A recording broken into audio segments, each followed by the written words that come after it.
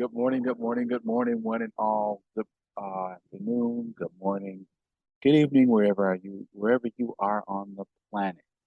Welcome to another edition of Founders Chat at Visionaries and Truth Tellers, which is a part of Burn the Manual, which is our big mastermind Mhm. world domination setup.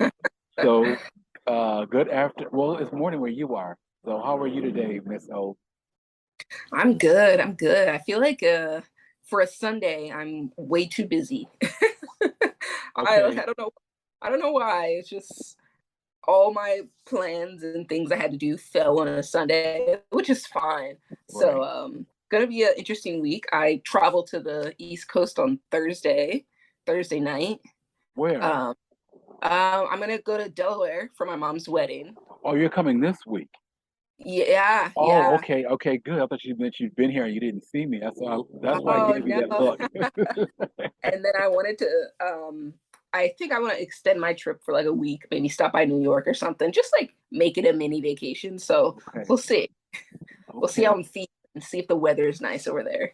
But very muggy. It's a different type of heat in California. Very muggy. Yeah. Well, hopefully when you get here, we'll definitely get together and do some stuff, or maybe we can meet up in New York or Boston. I'm an hour outside of Boston. Yeah, you're so We close could together. even do it. Yeah, so it would be. I would have been here a little over a month by the time you get here next week. So we have to do something. Unless I I'm feel like there's always so much to do like before you travel somewhere. Yes. Like I feel like my schedule is always somehow there's stuff. It's never like, oh, I've just been relaxing for a week and then now I'm gonna go travel. It's always something. We need to arrange some time to actually shoot some stuff. That would be fun. Ooh, We could yeah. definitely do that. So let's have some time to do that. All right, Hmm. folks, that was our little check-in. We just want you to know we have to do this check-in every week because we're now no longer in the same city. Hmm. We're both based out of LA. Um, so yeah, this will just be there's been a lot going on here. As you know, I've been Hmm. fighting and battling with the internet and the cable folks trying to get that. That's more difficult than the driving 3,000 miles to get here. Hmm. You know something is wrong when you can go 3,000 miles in 5 days without a hitch. Yeah. And then you try to get Mm. people to set up your internet and they're telling you, oh, that has to wait for another week and a half. So, yes, like I said last week, there's always something when you travel, some things you can't plan on, or some things you have to deal with, right? You don't know they're coming, but you have to deal with changing addresses, all that kind of stuff. Hmm. Um, So let me ask you this. So I've been seeing a lot, and I see the world is still just as nutty as it was when I left a month ago. But I do want to ask you, just so people get to know you more and get to know us more, how we work and how we think. I'm just going to Hmm. ask you a question, and it's a question that I've asked the people during the when I have uh, my visionary and truth teller segment. I have like Hmm. extended time with you. So let me throw out a question. Um, just a quick question to see how you Hmm. might share with people. Give me your or how we if we've done it, just humor me. Um, Hmm. what is your um base? What is your what I'm looking for? What epitomizes love to you? It could be something. What relationship? Let me back up. What relationship epitomizes love to you? It can be fictional. It can be a real life one you've seen. Take it away, whatever that means. Interesting. Um, I would have to say, um, I guess between my mom and I would be the best example that I have. Um, a lot of people know, but I was adopted. And I think to, take a child from a tough situation and bring them into your life is always a challenge. Okay. And it's also expensive Yes. to adopt children. So for me, just, I have always been very grateful for that. And that has always been the biggest example in my life of love and what it means to love. Okay. Okay. Yeah, it's expensive to take one in. It's also expensive to raise. Yeah. Yeah. Children are Oh, not cheap. uh, They don't come with a discount uh, plan. So yes, it's expensive to raise them. If I were going to answer that, I would say you went really deep, really quick. So I'm gonna have to match that. But I was thinking about that question before I hopped on the call with you, before I did this, before we mhm, jumped in the chat. And there's a couple of things that come to mind. I mean, sure, people would say, "Oh, Romeo and Juliet," but to me, that's so mhm, tragic, and it's kind of like that's what love means to you. mhm, mhm. Yeah.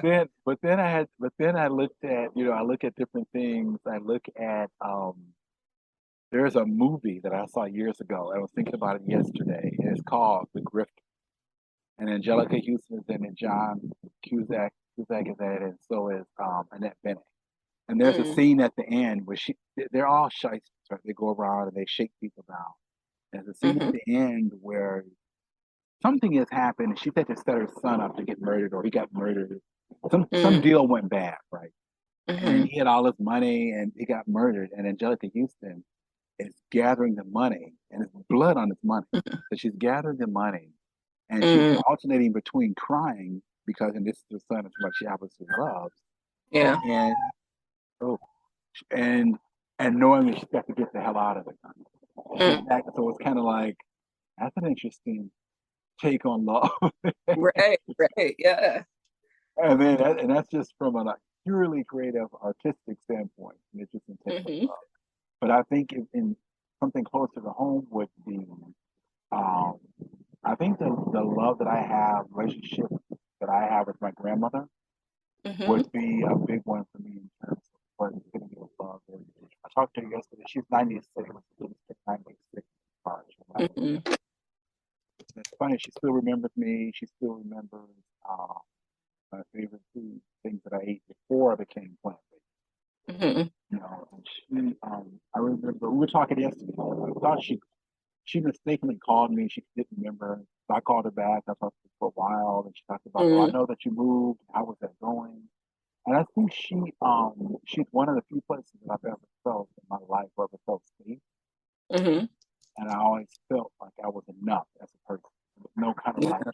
I didn't have to jump through hoops. There was nothing. I didn't have to like earn her love and respect. It was kind of all. Mhm, So to me, that is the epitome of love, and it's like you don't necessarily have to do anything to get it, but it is, even though it is an act of, it's an action.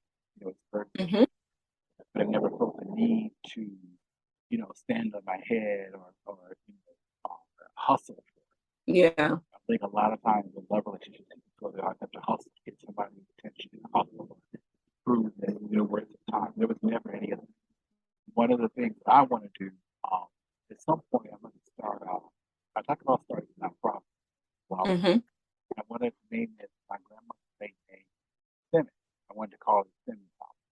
It was mhm. going to be a place for LGBTQ youth to go who were homeless. And we provide food, and we provide job training and housing. And I Right. wanted to name it after her. Oh, wow. I wanted it to be a place where young people felt safe. Now you're not. Now you also didn't cut up with my grandma, so the Mhm, young people that can come in there and cut up. We're mhm, not going to have any mhm. foolishness or Yeah. shenanigans, which we'll talk about in a moment. You wouldn't have any shenanigans, but you know that you were well loved. Yeah, so that's Mhm. my big one. So I know we're short on time today, so I just wanted to like touch base, talk about a couple of things that are on my heart. Let's get to the shenanigans, so you can get on with your day. Okay, You go first. I'm gonna go first because there was one, I've had no internet, but I've been able to. I had to buy a brand new phone this week, and the internet Oh. now works. And the first thing I did was I saw some shenanigans on my phone. Um, I went online and saw something, and I said, "Really, people, really?" And I had to. It was on Twitter or I saw it somewhere, and I immediately sent it to my email because I did not want to Mm, forget it. Um, so let's discuss. Here's my shenanigans. Um, this past week, I guess, well, the last couple of weeks, we've been doing, the whole thing was January 6th and the insurrection and people, Yep. all these bozos coming in there. So they've been having all these hearings to determine whether or not, you know, Mhm. whether do whatever. Yeah. So I'm reading yesterday. apparently there's some new guy that was at the hearing. He was so good looking, nobody could treat. I mean, they're there to figure out what to do with something that has never happened before. Yeah. It's clearly unsafe and illegal. And these people are talking about this guy that looks like Clark Kent, and Mm, how he was sitting behind somebody who was a witness, who was sitting behind these two witnesses. And there was all the pictures of him, and people were tweeting about it, and was this guy available? How old is he? And I'm thinking, people, come on. mhm, Yeah, his name mhm. he's from Ohio. His name is Alex Wallach, I think, or Wallach, W-O-L-L-E. But I just thought that, and I said, we have really, once again, we sunk to an all-time low. Yeah. So to me, that was 6 week shenanigans. But it was nationwide. That was a nationwide. So what you Uh, got? And then let's wrap it up and get out of here. What you got? well, it's interesting because my friends and I were talking about um, there. There's this like internet influencers, like internet celebrities, YouTubers, stuff like that, and their transition into sports. And for example, boxing. There's a lot of uh, Boxing. boxing. So the thing is, these people are rich, so they can afford the best trainers, and Right. they can afford to fast forward their career through a sport versus someone who isn't famous, doesn't have a bunch of money. They have to like go to a gym, Right. hopefully try to sign to a small league and kind of build their way up.